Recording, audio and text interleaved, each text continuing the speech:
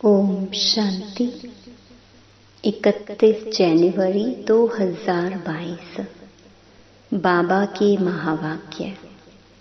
मीठे बच्चे, अब सच की वार्तालाप करनी है। तुम जज कर सकते हो कि राइट क्या है और रॉन्ग क्या है। प्रश्न।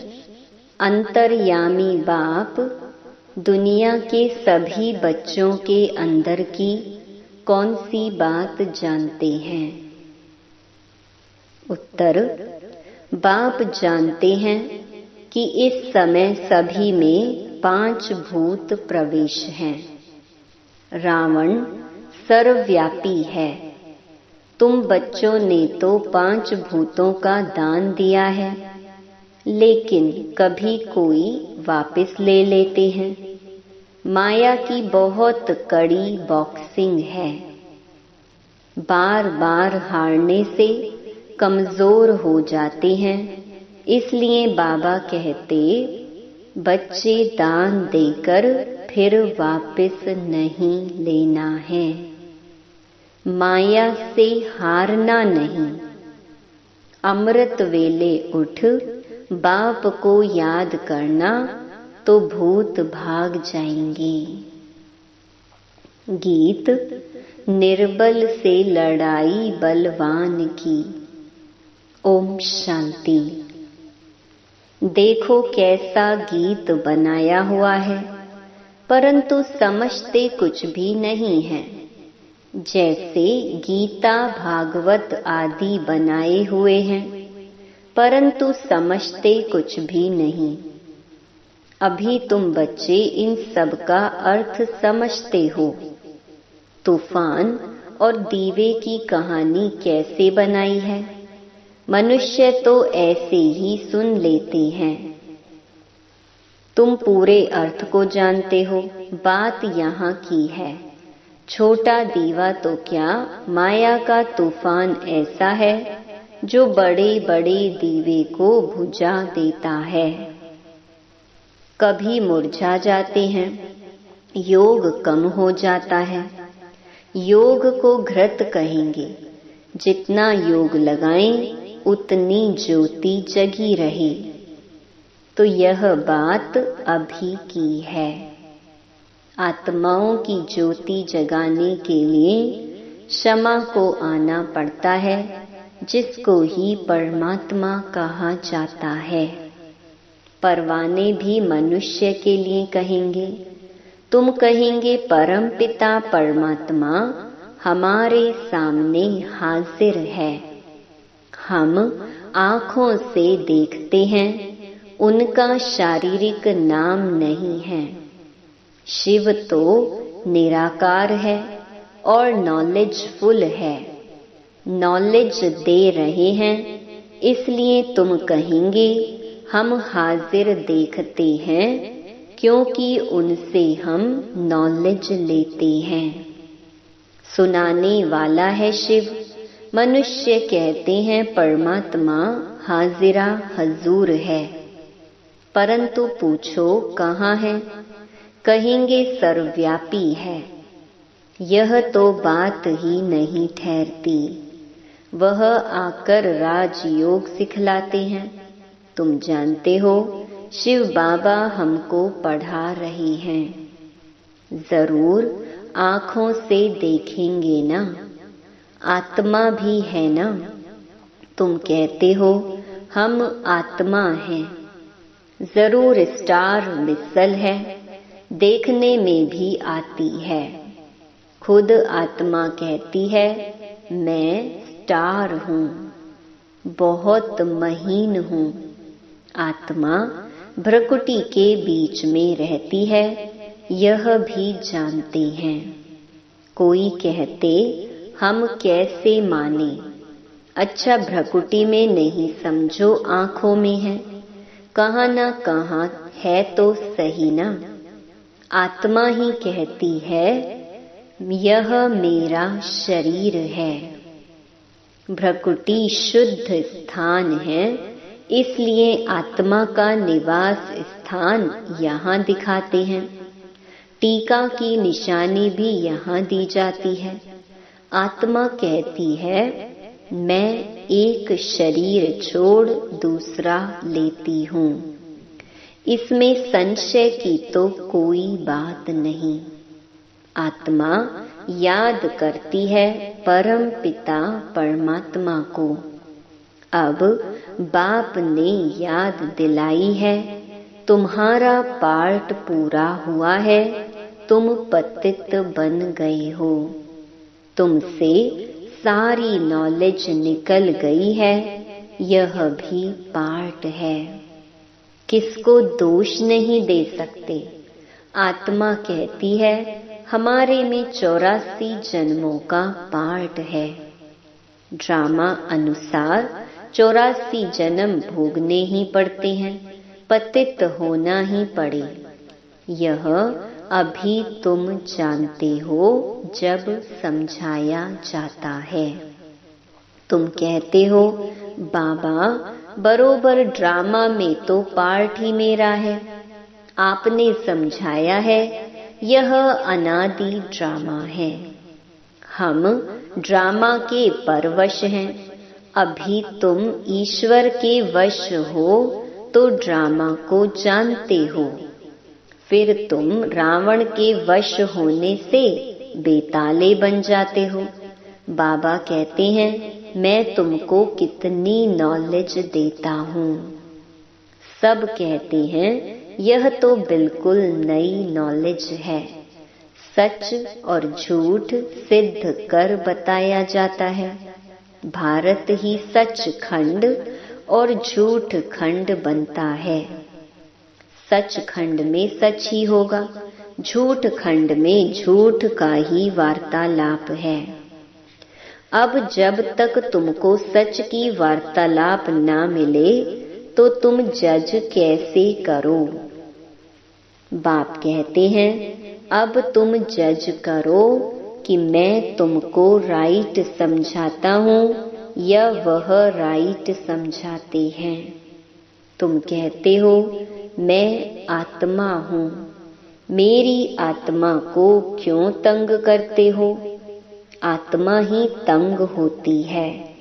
आत्मा अलग हो जाती है तो कोई तकलीफ नहीं होती। शरीर के साथ ही आत्मा दुख सुख भोगती है। फिर निर्लेप क्यों कहते हो। परमात्मा के लिए भी कहते, वह नाम रूप से न्यारा है। लेकिन जब परमात्मा कहते हो तो यह भी नाम हुआ ना। कोई बुदबुदा कहते हैं, कोई ज्योति स्वरूप कहते हैं, जानते कुछ भी नहीं। यह एक ही ड्रामा है जो रिपीट होता रहता है। हर एक एक्टर को अपना पार्ट बजाना है। एक ड्रामा है, एक रचयिता है। इन बातों को कोई जानते नहीं। वह तो समझते आकाश में यह जो स्टार्स हैं उसमें भी दुनिया है। वहां भी जाकर हम लैंड करेंगे, प्लॉट खरीद करेंगे। अब वह सत्य है या जो बाप समझाते हैं वह सत्य है। बाप ही तो नॉलेजफुल मनुष्य सृष्टि का बीज रूप है। कोई तो बीज होगा ना इस कल्प वृक्ष का। बाप समझाते हैं वृक्ष भी एक ही है। यह वृक्ष अभी जड़जड़ीभूत अवस्था को पाया है। अब पुराना झाड़ हो गया है, फिर नया कलम लगता है, क्योंकि जो मुख्य देवी देवता धर्म है वह प्रहलोप हो गया है। विस्तार तो सारा एक बीज का है ना। तो बाप कितनी अच्छी रीति बैठ समझाते हैं। फिर यह माया बिल्ली ज्योति बुझा देती है। तूफान लगने से कितने बड़े बड़े झाड़ गिर पड़ते हैं।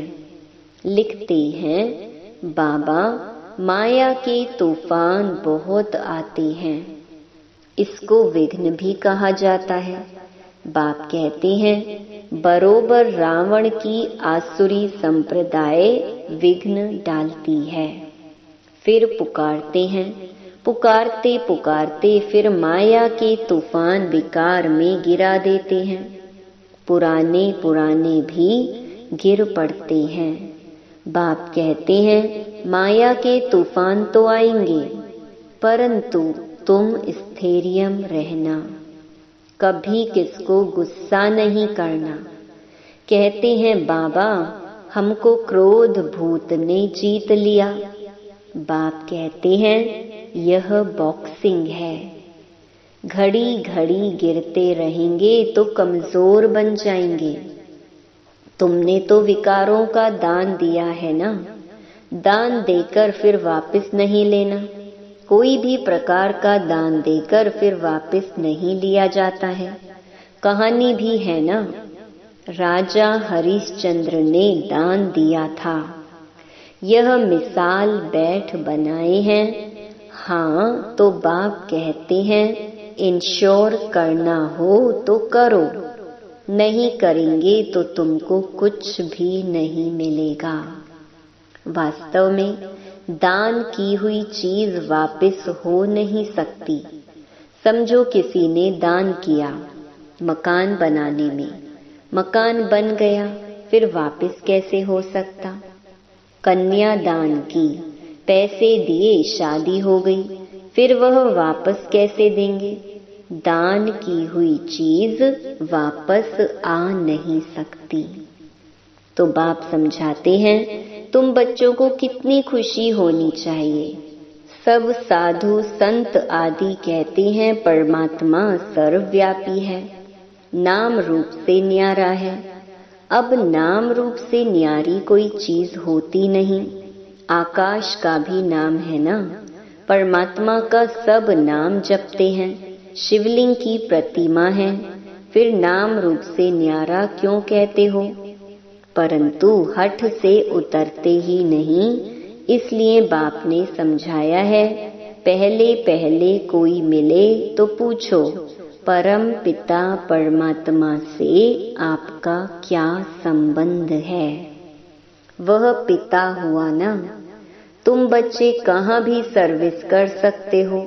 शिव के मंदिर में जाकर पूछो तुम्हारा परम पिता परमात्मा से क्या संबंध है। सामने शिव का मंदिर खड़ा है, यह आपका क्या लगता है। पिता है। तो पिता कभी नाम रूप से न्यारा व सर्वव्यापी हो सकता है क्या। कितनी अच्छी अच्छी बातें समझने की हैं। पिता कहते हो तो जरूर उनका नाम रूप भी है। बंदगी करते हो, याद करते हो तो जरूर उनसे कुछ प्राप्ति होनी चाहिए। इन सब बातों को तुम्हारे में भी सब नहीं समझते हैं। भल यहाँ सम्मुख बैठे हैं, वह भी सब इतना निश्चय नहीं कर सकते। आज हैं कल नहीं रहेंगे। तुम सुनेंगे फलाने चले गए, देखते हो कितने रफू चक्कर हो जाते हैं, तूफान में गिर पड़ते हैं। वास्तव में सारा ज्ञान तुम्हारी बुद्धि में रहता है। जैसे बाबा बीज है, उनकी बुद्धि में सारा ड्रामा का ज्ञान है। जो सिखाया है वह तुम्हारे पास भी है, जो तुम कोई को भी समझा सको। नंबरवार तो हैं, कोई की बुद्धि सतो है, कोई की रजो तमो। बाबा से कोई पूछे तो बाबा बता सकते हैं। यह ब्रह्मा भी कहते हैं हम बता सकते हैं कि तुम्हारी बुद्धि सतो प्रधान है व रजो तमो है। सारा सर्विस के ऊपर मदार है। कोई को ज्ञान की अच्छी धारणा होती है तो कहेंगे सतो प्रधान बुद्धि है। हर एक खुद भी समझ सकते हैं कि मैं क्या करता हूँ। पूछते हैं बाबा हमारी कोई भूल है। बाबा कहेंगे नंबर 1 भूल तो यह है जो तुम सर्विस नहीं करते हो, जिस कारण पद भ्रष्ट हो जाएगा। सर्विस तो देखने में आती है ना, कितना समझाया जाता है कि मंदिरों आदि में जाकर समझाओ। भल गपोड़ा मारते हैं, हम सर्विस बहुत कर सकते हैं, परंतु बाबा जानते हैं कि यह सर्विस कर नहीं सकते हैं। है बहुत सहज, झाड़ ड्रामा का ज्ञान बहुत सहज है। सिर्फ पूछा जाता है, परम पिता परमात्मा से आपका क्या संबंध है? बाप है तो वर्षा जरूर मिलना चाहिए। जरूर उनके तुम बच्चे हो, उनसे वर्षा मिला होगा जो अब गंवाया है। हमने भी गंवाया हुआ वर्षा फिर से पाया है। निश्चय होने से झट वर्षा पाने लग पड़ेंगे, परंतु किसकी तकदीर में नहीं है तो मानेंगे भी नहीं। तदबीर कर नहीं सकते, यह भी जानते हैं वह बाबा है अंतर्यामी, मैं हूँ बाहरयामी। ऐसे नहीं, सारी दुनिया के अंदर क्या है वह बैठकर बताएंगे। हाँ, यह जानते हैं कि सबके अंदर 5 भूत प्रवेश हैं। इसलिए कहते हैं रावण सर्वव्यापी है। तुमने अभी भूतों का दान दिया ही नहीं, पुरानी दुनिया के देह सहित सब संबंध से बुद्धि योग निकाल एक बाप को याद करने में ही बड़ी मेहनत है। यह मेहनत रात को अच्छी रीति हो सकती है। अभी से प्रैक्टिस करेंगे तब याद कर सकेंगे, तो अमृत वेले का असर अच्छा चलेगा। सवेरे जागना पड़े, सवेरे सवेरे उठकर भक्ति मार्ग में माला फेरते हैं। कोई राम राम जपते हैं, कोई क्या जपते हैं, अनेक मंत्र हैं। काशी का पंडित होगा तो कहेगा शिव शिव कहो। सन्यासी आदि सब लोग भक्त हैं। साधु साधना करते हैं, घर बार छोड़ जंगल में जाते हैं। यह भी साधना है ना।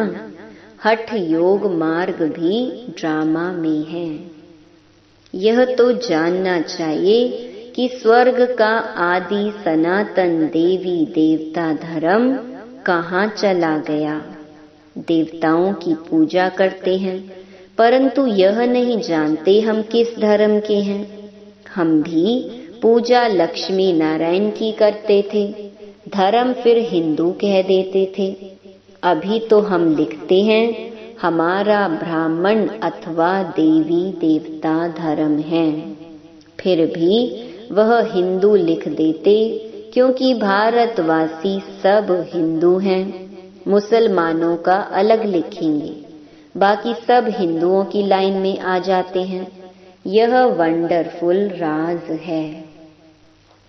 अब तुम्हारी बुद्धि में बेहद की नॉलेज है। इस सृष्टि चक्र को ड्रामा ही कहेंगे। ड्रामा रिपीट होता है, नाटक नहीं। उस नाटक में कोई एक्टर ना हो तो बदले में कोई और एक्टर डाल देते हैं। कोई बीमार हो तो रिप्लेस कर देंगे। चैतन्य नाटक होते हैं। इनको नाटक भी नहीं, इनको ड्रामा फिल्म कहेंगे। इनमें कोई चेंज नहीं हो सकती। मनुष्य कहते हैं हम मुक्ति को पाएं, परंतु ड्रामा में यह चेंज हो नहीं सकती। यह कोई नहीं जानते कि यह ड्रामा है, इससे कोई निकल नहीं सकता। यह बड़ी समझने की बातें हैं। है भी पुराना, अनेक बार पार्ट बजाया है, चक्कर लगाया है। इन बातों को कोई समझने की भी कोशिश नहीं करते।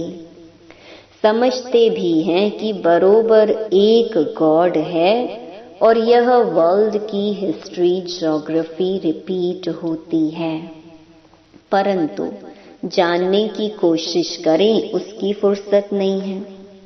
पुराने बच्चों की ही बुद्धि में नहीं रहता, तूफान लगते रहते हैं। आगे चल वृद्धि को पाते रहेंगे। बहुत आएंगे, समझने की कोशिश करेंगे। मौत जब नजदीक आएगा तब जल्दी समझेंगे। तुम तो कहते हो कि विनाश आया कि आया, इनसे पहले वर्षा लेना है। फिर तुम कहेंगे कितना देरी से आए हो। अभी तो रात दिन योग में रहो, तब विकर्म विनाश हो। विकर्म बहुत हैं, टाइम लगता है। इनको भी कितना समय लगा है। अब तक पॉइंट्स रही हुई हैं। हम तो ढिंडोरा पीटते आए हैं कि मौत आया कि आया। जैसे शेर की एक कहानी है ना, वह समझते यह गपोड़ा मारते हैं। एक दिन विनाश तो आ ही जाएगा, फिर भागेंगे, परंतु टू लेट है। यह बेहद की बात। फिर इनसे वह कहानियां बना दी हैं।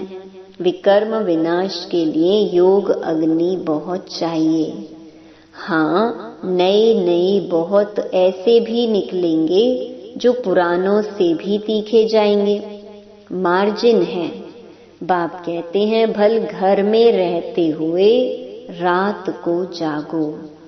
जितना जो दौड़े, भल रात को नींद भी नहीं करो, बहुत तीखे जाएंगे। यह कितनी तरावट की नॉलेज है। बेड़ा ही पार हो जाता है, सब कामनाएं सिद्ध हो जाती हैं। अच्छा, मीठे मीठे सिके लधे बच्चों प्रति मात पिता बाप दादा का याद प्यार और गुड मॉर्निंग। रूहानी बाप की रूहानी बच्चों को नमस्ते। धारणा के लिए मुख्य सार। पहला, विनाश के पहले बाप से पूरा पूरा वर्षा लेना है। रात दिन योग में रह विकर्म विनाश कर नंबर आगे लेना है। दूसरा, देह सहित पुरानी दुनिया के सब संबंधों को बुद्धि से भूल एक बाप को याद करना है। जो चीज दान दे दी उसे वापस नहीं लेना है। वरदान, संकल्प रूपी बीज द्वारा वाणी और कर्म में सिद्धि प्राप्त करने वाले सिद्धि स्वरूप भव। बुद्धि में जो संकल्प आते हैं वह संकल्प हैं बीज। वाचा और कर्मणा बीज का विस्तार है। अगर संकल्प अर्थात बीज को त्रिकालदर्शी स्थिति में स्थित होकर चेक करो, शक्तिशाली बनाओ, तो वाणी और कर्म में स्वतः ही सहज सफलता है ही। यदि बीज शक्तिशाली नहीं होता तो वाणी और कर्म में भी सिद्धि की शक्ति नहीं रहती। जरूर चैतन्य में सिद्धि स्वरूप बने हो, तब तो जड़ चित्रों द्वारा भी और आत्माएं सिद्धि प्राप्त करती हैं। स्लोगन, योग अग्नि से व्यर्थ के किचड़े को जला दो तो बुद्धि स्वच्छ बन जाएगी। लवलीन स्थिति का अनुभव। समय प्रमाण लव और लॉ दोनों का बैलेंस चाहिए। लॉ में भी लव महसूस हो, इसके लिए आत्मिक प्यार की मूर्ति बनो, तब हर समस्या को हल करने में सहयोगी बन सकेंगे। शिक्षा के साथ सहयोग देना ही आत्मिक प्यार की मूर्ति बनना है। ओम शांति।